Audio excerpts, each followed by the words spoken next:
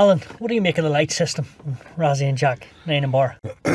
Not a lot really, because I suppose again, I would think that, obviously for top class international players, that they can make their decisions down on the field, but look, it's the way Rassie wants to do it and Jack Nienaber want to do it. They want to make those decisions. I thought the 2 long range kicks from Faf de Klerk, certainly the second one, probably should be pumped down into the corner and go and try and build some pressure on Ireland. But there's a debate about it.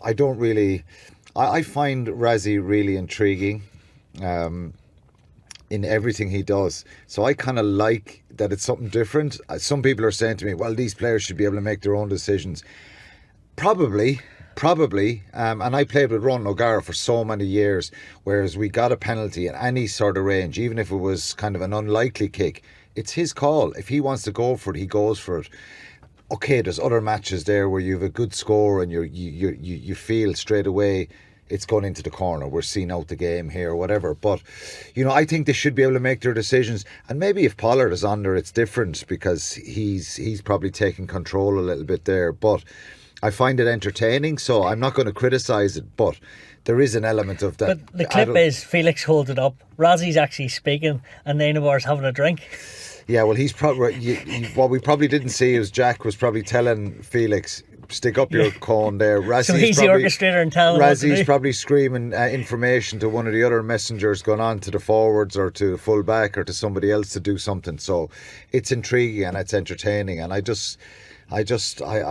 know some people criticise Rassie a lot about the after the lines when he had that big rant about Nick Berry. Probably crossed the line for sure, but there's always something interesting there, and I like that. But he's a shrewd coach as well. I remember when Rassie came to Munster first, I rang Vian Dupree, who played under him at the Cheetahs, and Vian played with me in Munster for a few years, and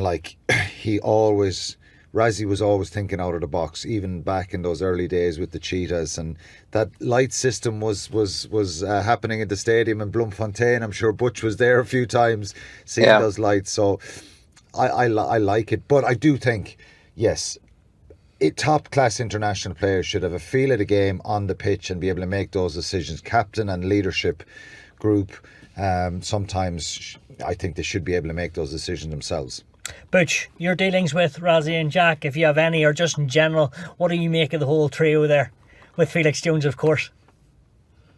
No, but look, I agree with everything Alan said. I think they really are. Rassie's by far the cleverest rugby coach I've been able to deal with. I think I was fortunate to actually play my first test match with Rassie, so I played a little bit with the Springboks with him. In those days, he was quite a joker and not as serious as he is now as a coach. So it's good memories. And he was also actually one of my heroes growing up. I loved him, the way he played as a flank. He was the biggest guy, but really did get stuck in and also had a bit of skill. So I really enjoyed the way he played, and I love the way he coaches and thinks out of the box and really does try to come up with new things. I think back in the day with the Cheetahs, with the lights, he actually used to, the players on the field there would make no calls.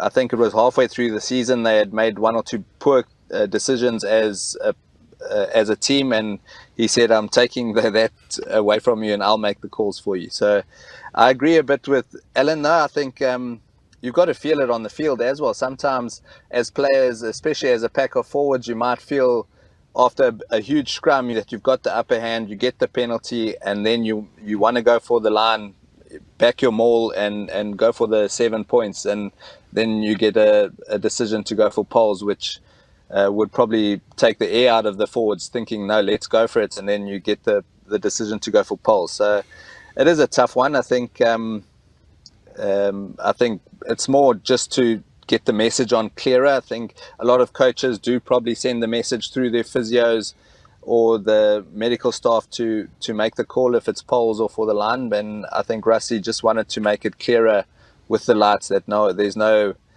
broken telephone getting the message on. But I think it should be 50-50. I think the players should have the ability to overrule it if it does come on that they need to go for goal or go for line. they should be able to overrule it.